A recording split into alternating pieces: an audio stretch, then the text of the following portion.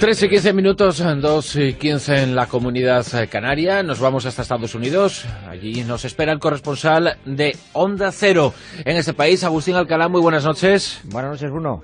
Agustín, la generación Y, así se conoce, bueno, con diferentes nombres, pero bueno, la generación, digamos, de los jóvenes actuales en los Estados Unidos, una generación, bueno, cuyos sueldos, cuyos tabúes respecto a la hora de confesar qué es lo que ingresan, qué es lo que no ingresan, pues se han roto, por lo menos respecto a las anteriores.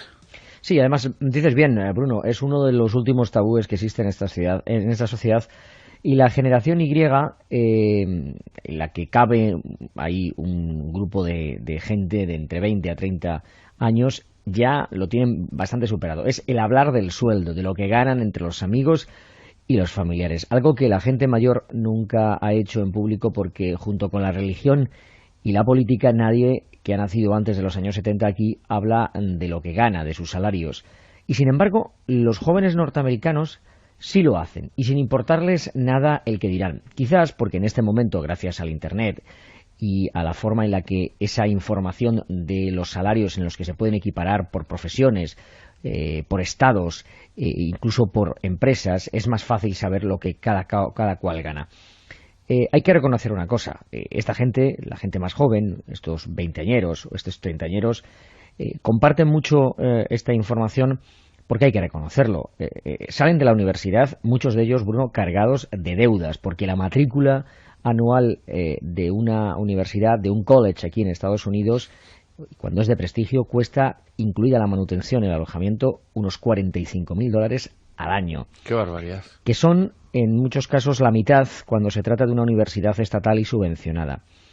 Por cierto, como salen llenos de deudas, tienen que conseguir su primer trabajo, y la verdad es que en muchas ocasiones, después de pasarse 4 años en la universidad, o cuando hay una titulación superior de médico o de otras profesiones, muchos más, los sueldos que reciben no son nada exagerados.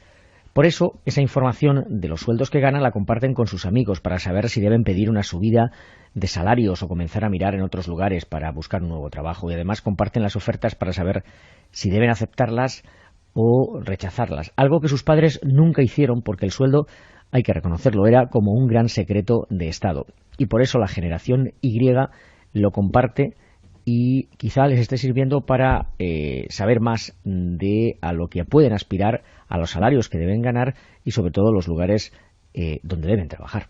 En España, esa generación, el equivalente a esa generación, en estos momentos, además, el término ya se ha popularizado muchísimo, y no todos, por desgracia, no todos los jóvenes de esa edad, de los veintitantos y de los primeros 30 años, pero bueno, aquí el fenómeno del mileurista es el más extendido. ¿Cuánto dinero puede ganar un joven de la generación Y en los Estados Unidos?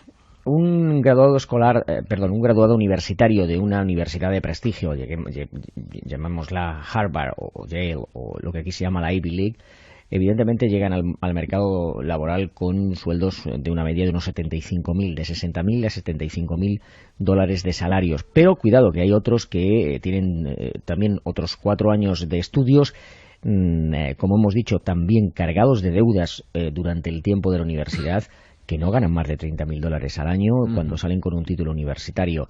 Eso hace que esta generación, mucha de ella todavía dependa en muchas ocasiones de los padres para pagar las deudas universitarias, y que no sea capaz de poder entrar en el mercado laboral con las mismas garantías que entraron sus padres hace unos años.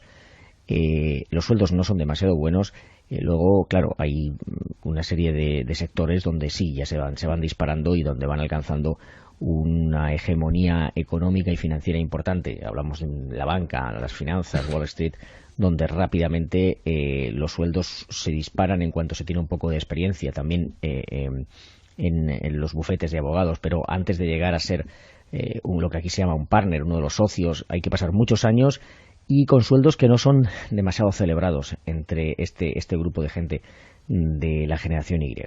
De todas formas, esos sueldos, evidentemente el sueldo por sí solo no es un dato completo, depende mucho de lo que signifique en cuanto a nivel adquisitivo, pero esos sueldos son aproximadamente como superiores casi en el doble a esos mileuristas, en algunos de los casos que has citado, pero que evidentemente todo depende del nivel adquisitivo, porque no llega a lo mismo un euro o 1.000 euros en España que 1.000 euros en Estados Unidos. Sí, está claro. Aquí una de las cosas que más cuesta, como también lo sucede en España, es la vivienda teniendo un techo donde estar cubierto. La verdad es que todo eso ayuda bastante a que esos 1.000 euros, esos 1.000 dólares, esos 2.000 dólares, 2.500 dólares que te pueden pagar al mes, pues te duren más o te estiren menos.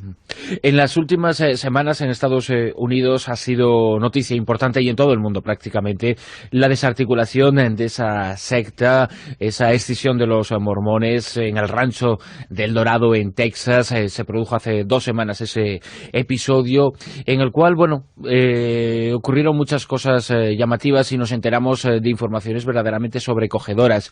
Son ahora 416, creo, los niños, los menores de edad, que están siendo sometidos a pruebas de ADN para conocer quiénes son sus padres. Estos menores rescatados del interior de esta secta polígama, se habla de la posibilidad de que muchos de estos niños sean frutos de abusos sexuales a los que habrían sido sometidos sus madres.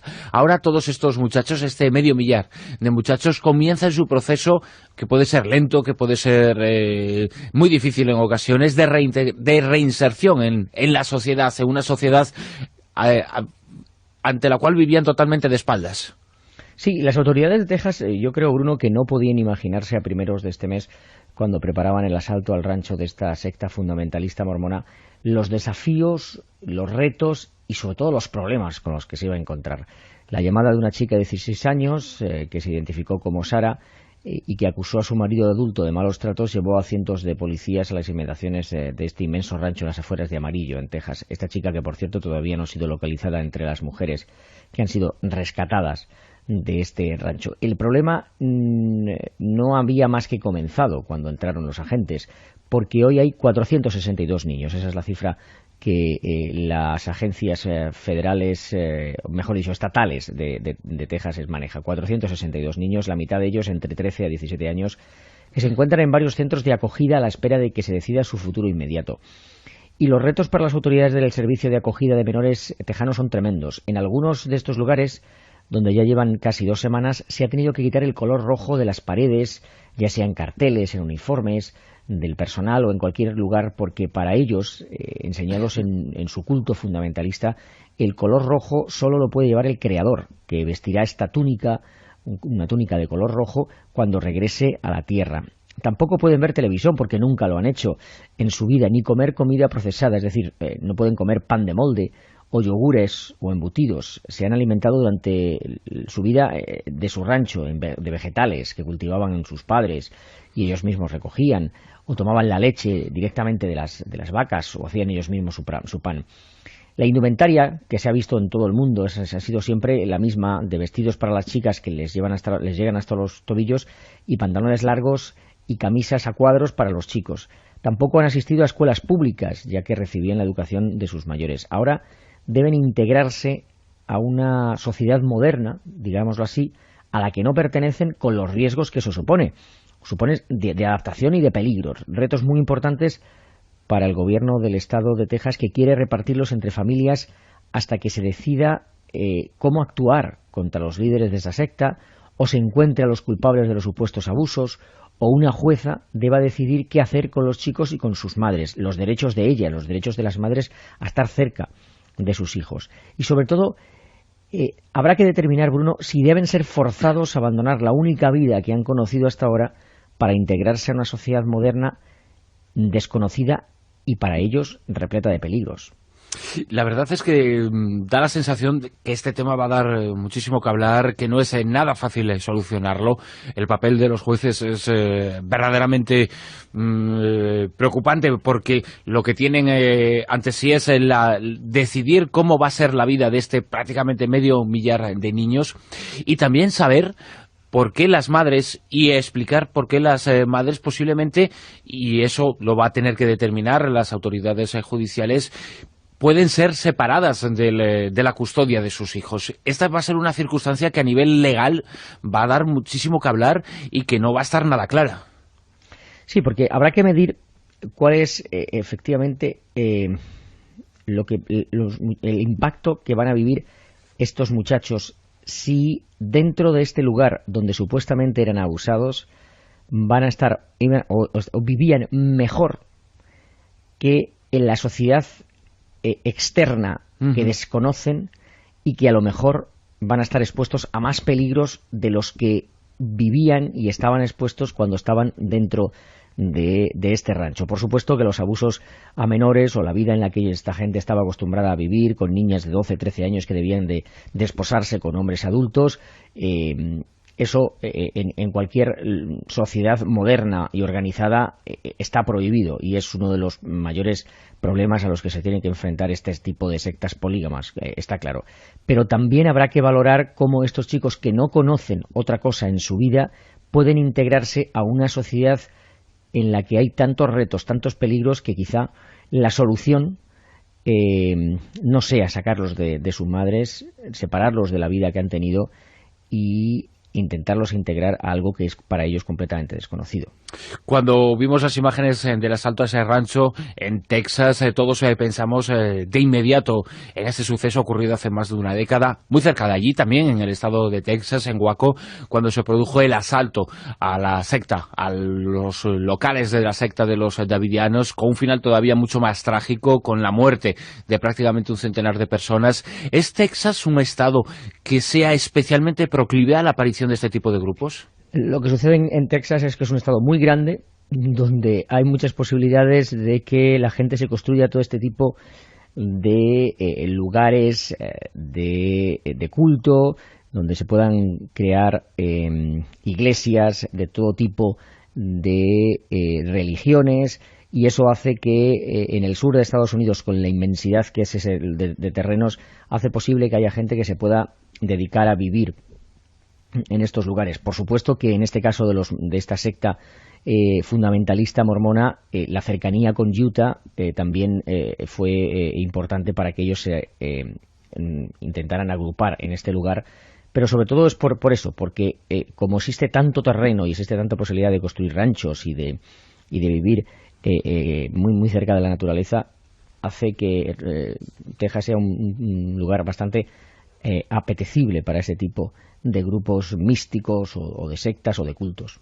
Seguiremos muy cerca el futuro, porque el buen futuro de esos 462 niños nos interesa a todos, pero especialmente a ellos, y va a dar mucho que hablar. Vamos a seguir las noticias que se produzcan en las próximas horas y próximas semanas, porque se están efectuando ahora mismo esos análisis de ADN y seguramente del resultado va a depender mucho la decisión de las autoridades judiciales. Agustín Alcalá, como siempre, un placer conversar contigo.